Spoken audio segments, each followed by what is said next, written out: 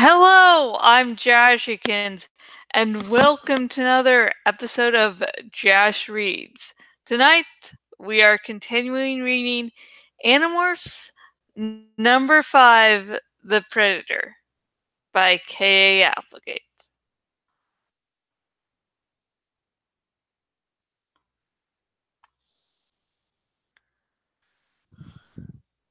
They marched us down a hallway. Rachel, still in her huge elfin body, filled the hallway like our ant bodies had filled the tunnels in the sand. Tobias rode on my shoulder, unable to fly in the cramped space. The place we ended up was just like the bare, black steel prison we'd been held in on the Blade ship, but this time no window appeared.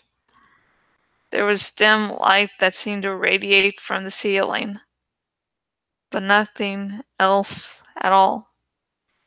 I slumped down in a corner. "What's our time look like, Axe?" Jake asked. "You have only 30% of your time left." 36 minutes, Jake translated. 36 minutes, and I'll spend the rest of my life as an elephant, Rachel said. Not that the rest of my life is likely to be much time. For a while, everyone talked about various plans for escape. It was all just talk. We knew we were trapped. We knew it was over. We were aboard the Yerk mothership. It was huge. If we had a week to learn our way around, we'd still have been lost in its maze. There were hundreds, probably thousands of armed Yerks, Hork-Pajir, Taxons, and a few other shapes we'd never seen before. And of course, humans. Like my mother. My mother, Visher 1. Most powerful of the Vishers. When had it happened? Had the Yerks taken her much earlier? Had she already been a controller for those last years when she was with us? When she had come to my bedroom to say goodnight? Had that been a Yerk slug? Just playing a part? Like an actor?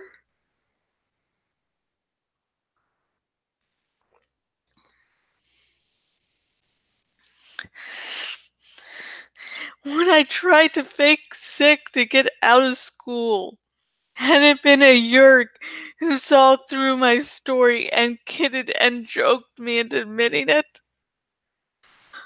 Was it a Yerk? Handing out the presents on Christmas morning? A Yerk. Singing in the church choir? A Yerk. Pulling the puppet strings of my mother's body when she dragged me through JC's pennies and made me buy school clothes I didn't really like. Was it a Yerk I used to find making out with my dad like a teenager when they didn't think I saw them? All of it an act? All of it fake? For how many years? How much of what I thought was my mother had been one of them? One thing was sure. Her death had been faked. The so-called drowning accident. No body recovered. The body had been recovered, hadn't it?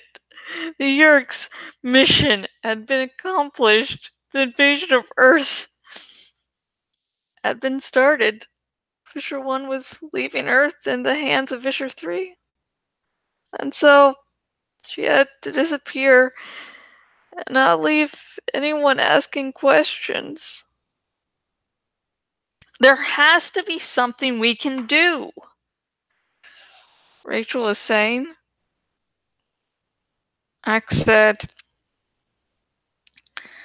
my people have a saying.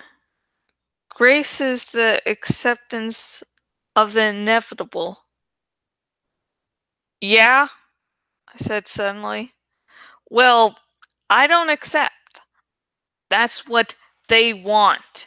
They want the entire human race to lie down and accept the inevitable. Jake turned his big yellow tiger eyes on me. I saw Tobias's eternally fierce glare. I stood up. I have a saying for you. I got it from a fortune cookie. Fall down 7 times, get up 8. You know what that means?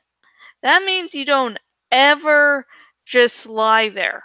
You always get up. You always come back for more. You never surrender. Maybe you die, but you never surrender. They were all looking at me now, through the eyes of a wolf and a hawk and the big, sad eyes of an elephant. Ants, I said. We can morph to ants again. Cassie was shocked. You're saying that? You? I thought you hated those Animorphs as much as I did. I did, but it may work. We morph to ants. Maybe there's a crack here somewhere. We escape into the walls and the machines. We can hide, then morph into something more dangerous, attack, and then disappear again. Maybe even find a way to destroy the Kandrona. That's nuts, Rachel said. I like it. At least we can hurt them a little before they catch up with us, Jake agreed cautiously. Except for Tobias. You, you, you have to do what's right for the group, Tobias said. I'll have to take my chances. I'd feel better knowing you guys were still out there somewhere, making trouble for the Yerks. It may work, Axe said. The Yerks are not very familiar with morphine except for Fisher 3. They may not expect an insect morph. All right then, Jake said. Let's... The door opened. It simply appeared silently in the wall. Standing there were 3 Hork-Bajir. They were wearing gold uniforms. Lying on the floor were 4 other Hork-Bajir. They were each uniformed in red.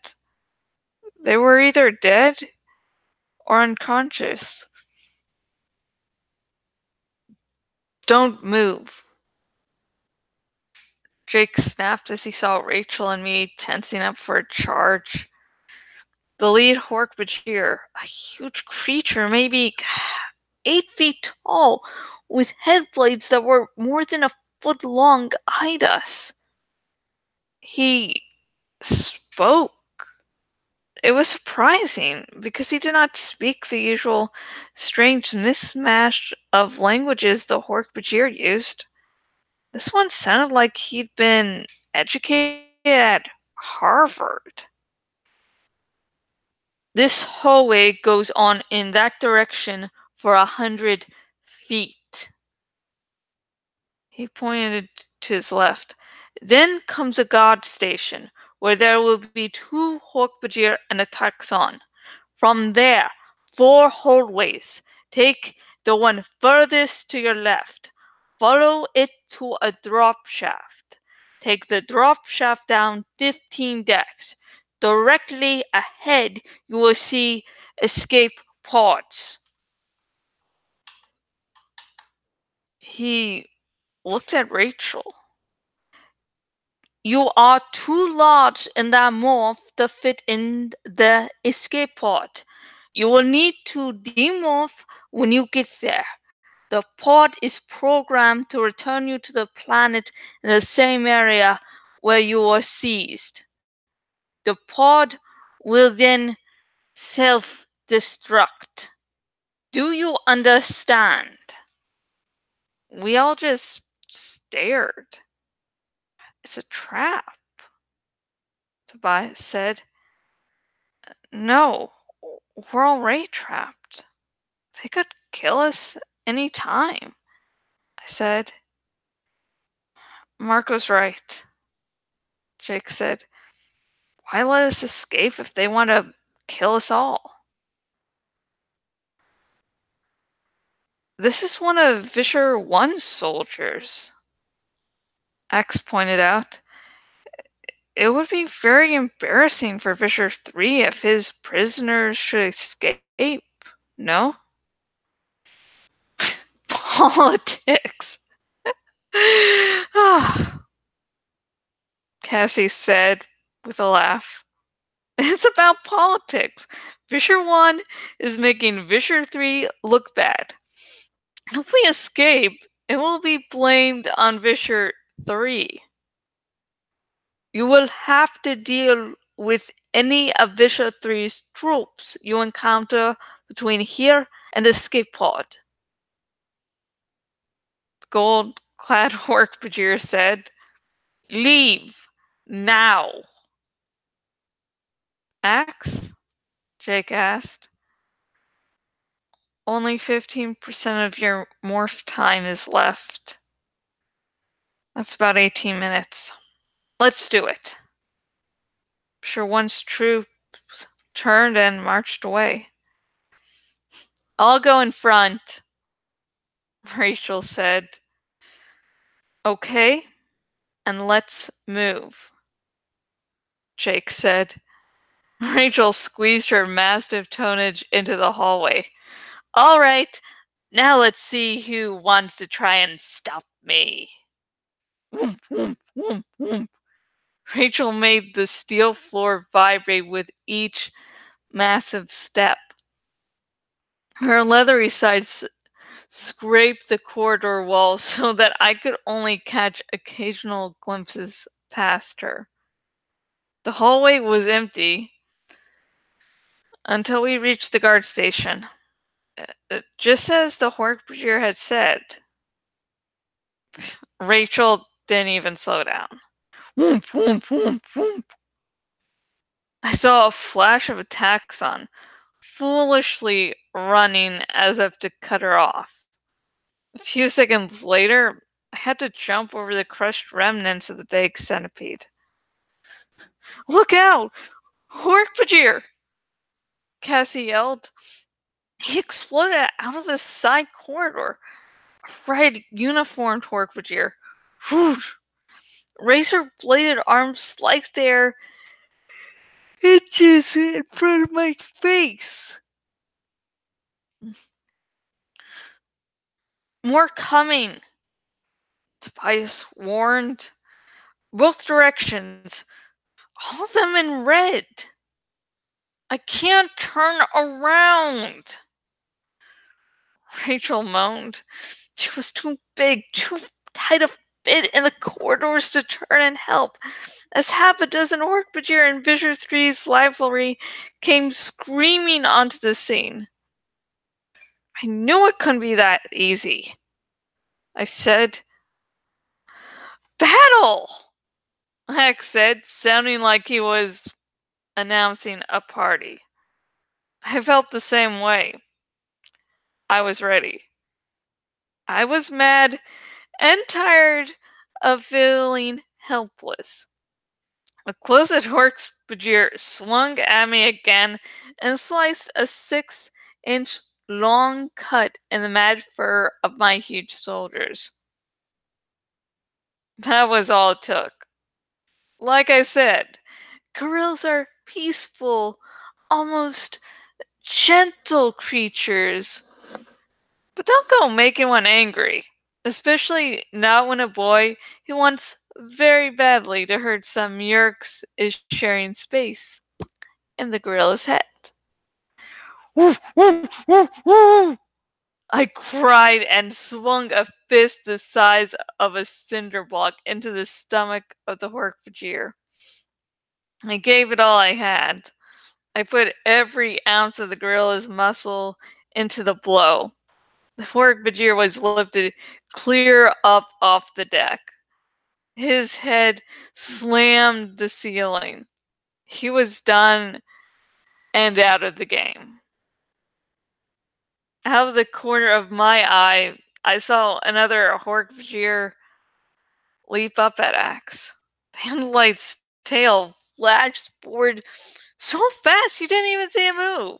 The Hork-Bajir staggered back, minus an arm. Good one, Axe. You as well.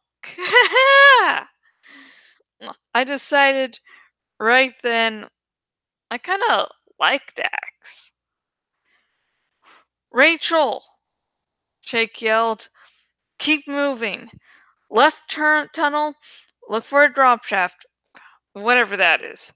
The longer we stay here, the more of these guys are going to show up. Just then, right on cue, two more Hork-Bajir came up from behind us. You guys move. I'll deal with them, Jake said.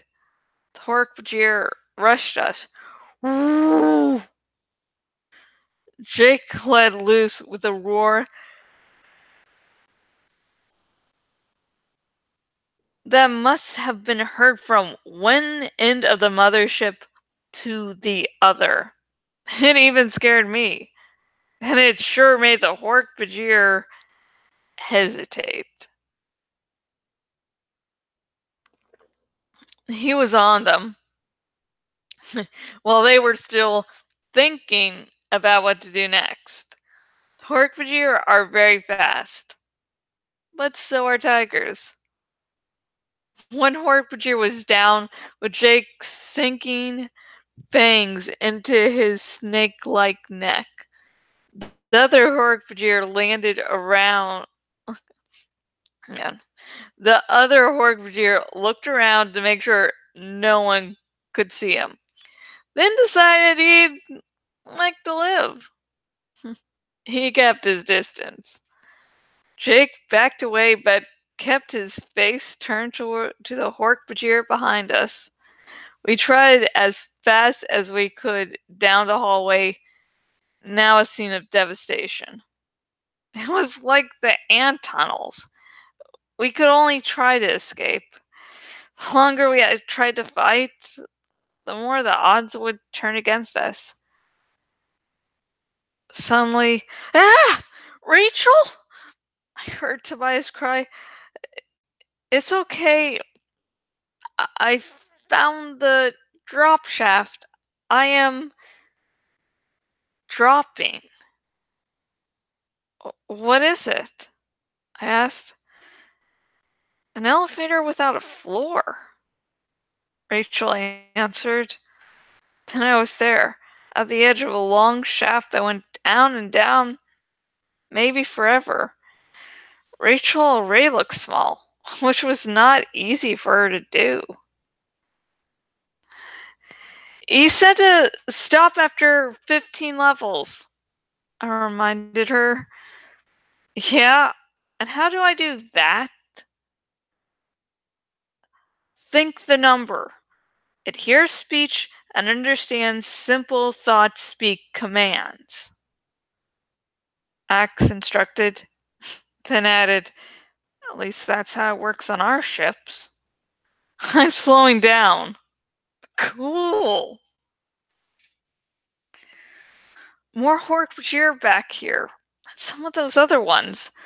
The little wrinkled ones. Cassie yelled, they're coming fast. Here goes nothing, I said. I took a look down the drop shaft and jumped off into empty space. You know, if it hadn't been for the fact that I was just a few minutes from being trapped forever in Morph,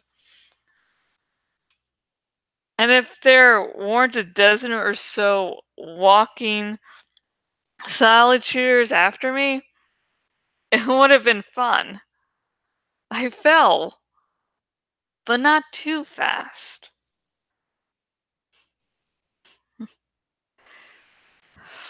15 levels, I thought as floors zipped past me. 12 levels down, I plummeted past a human controller who was just getting ready to step into the drop shaft. He had a very human look of total amazement on his face. Possibly because while standing there, he'd seen a flying elephant, followed by a gorilla, a wolf, an andalite, and a tiger. Hork-Bajir coming fast, Tobias warned. I looked up the shaft. A big Hork-Bajir warrior was gaining on us, but there was nothing I could do until he reached us. He's mine, Tobias said. He flared his wings, flapped hard, and was shooting back up the drop shaft towards the falling Hork-Bajir. Jash! Tobias's talons came forward, outstretched, and slashed the alien's eyes. The Hork-Bajir clutched at his face. I guess he was too distracted to think about what floor he was heading to. He shot past us as we slowed to step onto the 15th level. Hard floor under my feet again! Ah, very good feeling. Rachel, you have to demorph, I reminded her. Already working on it, she said. She was shrinking even as she lumbered along. The escape pods! Ahead there! Hex cried. They were only a dozen feet from us. A few seconds more and we would make it. Rachel stumbled. She was half human, half elephant. A nightmare of pink and gray, with huge ears and human hair and fat arms and legs that had no feet. I reached down and swept her up with my powerful arms. She was still large, maybe 300 pounds, but not too much for me to carry. We reached the door to the escape pod. It closed behind us as we wedged our oversized bodies inside. Axe! Time! Jake yelled. 5% of the time remains. 6 minutes. Morph out. There was a surge as the escape pod ejected from the underside of the Yerk ship. My dense black fur was already starting to disappear by the time the pod rotated. I could see Earth below. Earth. And as the tiny ship turned, I could see the Yerk mothership.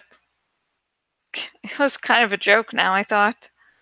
The Yerk mothership, my mother on the Yerk mothership. Ha ha. Before I became fully human again, before I lost the ability to thought speak and had to return to words spoken out loud, I said, Jake? Yeah, Marco? No one ever finds out. No one can ever know. Okay, Marco, he said. My mother died 2 years ago tomorrow. That's how we'll be, my friend. Yeah, but someday, somehow, in some way that I could not foresee, we would win this battle. Humans and andalites together would defeat the Yerks. and we would free all of their slaves. All of them. Someday, I whispered again. Someday, Marco, Jake said. And that's the end of that fucking large ass chapter. I mean, holy shit. I'm sorry about stumbling there. It's like, this is going to go on and on forever. And I will be reading it even into the afterlife. And, you know what? I'm getting sleepy and yawning, so, that's the reason for those yawns. And God, some of those were not really where they should have been.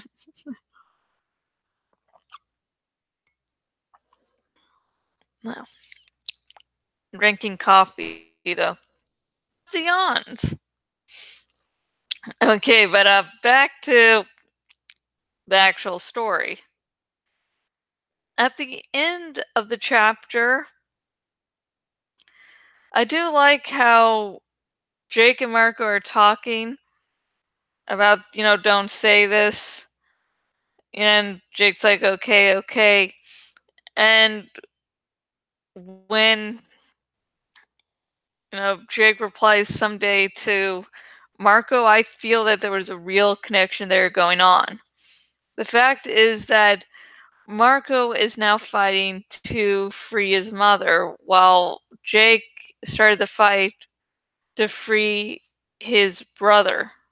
And so both of them are having family members that they were close to being captured by the Yeerks and them deciding they want to fight to save them.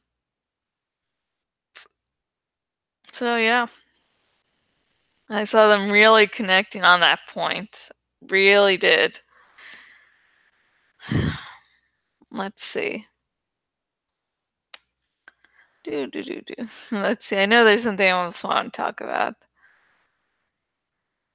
Yeah, when Tobias was saying about, yeah, just leave me here, I'll fight, and, I just feel better about you guys fighting the Yeerks even if I'm not alive.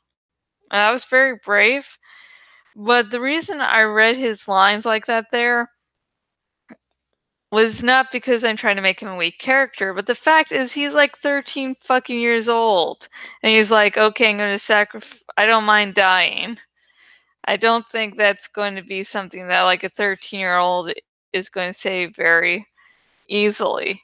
Because, yeah, no. They wouldn't, so I decided to do that way.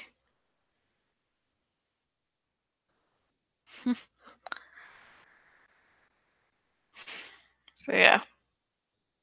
If you would like to talk about this chapter with me, please comment below and we can start a nice long discussion. But hey, if you're going to talk about major spoilers, remember no major spoilers in the YouTube's comment section. But if you do want to talk spoilers to me and you're watching on the YouTubes, link in the description to my Tumblr Ask box and just talk away to me about your fan theories or something or whatever. Just anything Animorphs related that contains major spoilers. Talk to me, please. And I'm doing this because I'm really hoping that people are brought into the Animorphs fandom by my videos. So, sort of means people won't have read the series and they won't be aware of the big twists and twists and turns. Like, say, Marco finding out that, hey, his mother's alive, but really sucks that she's, the host of Visher 1. So, just something like that. If someone who has never read the series experiences that, doesn't experience that, but has heard that, it's like, eh. So if you are one of those new people to the fandom, hi, welcome on Jashikins.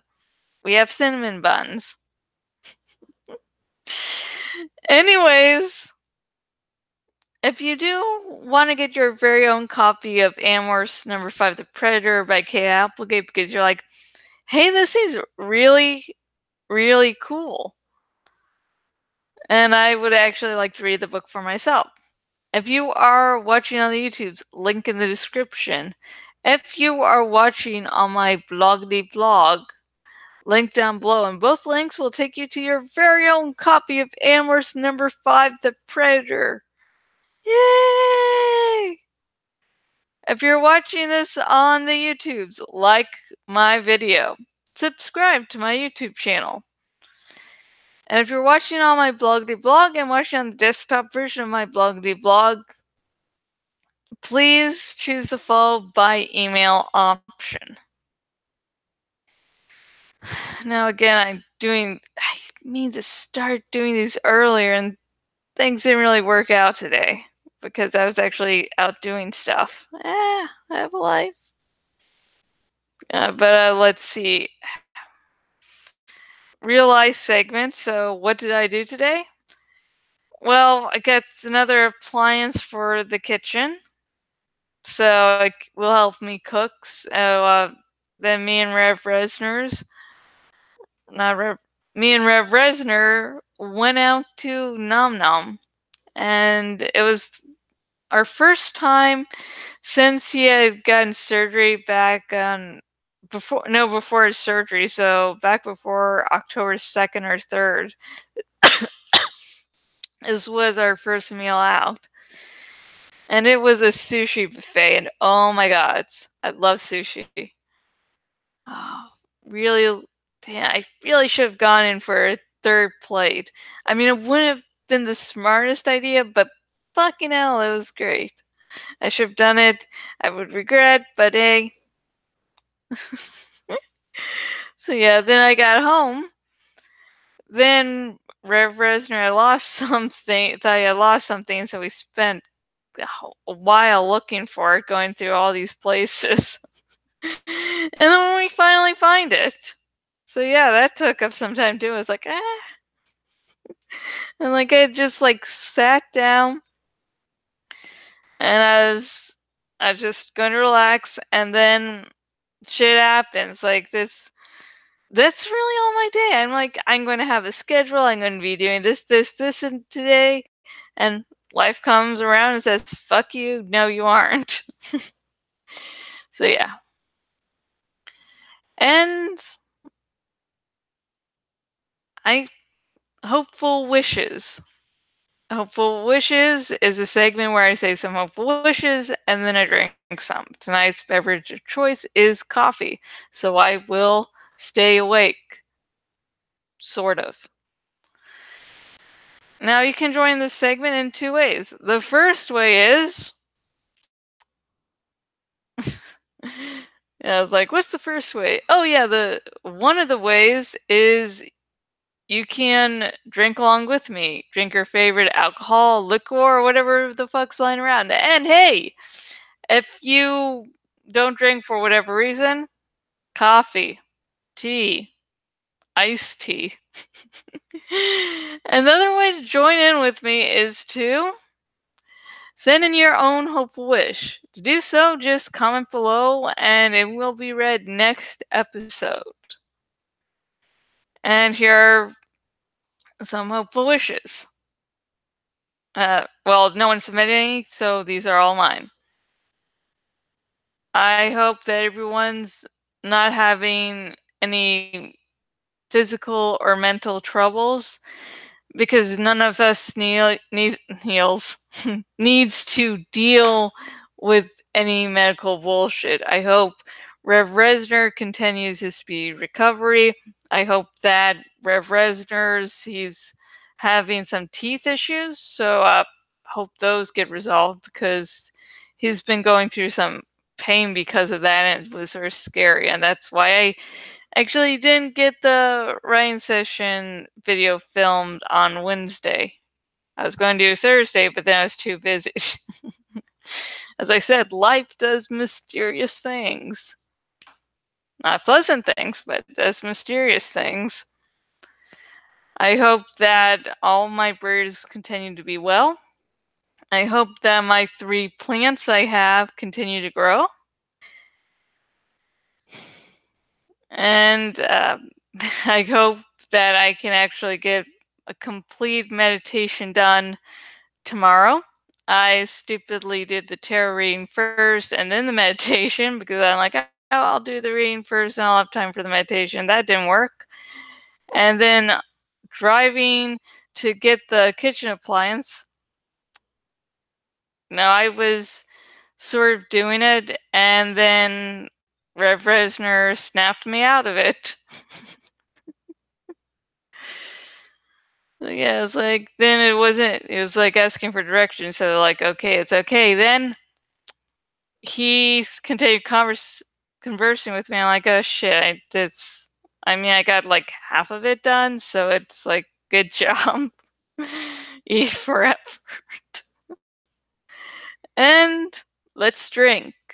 3, 2, 1.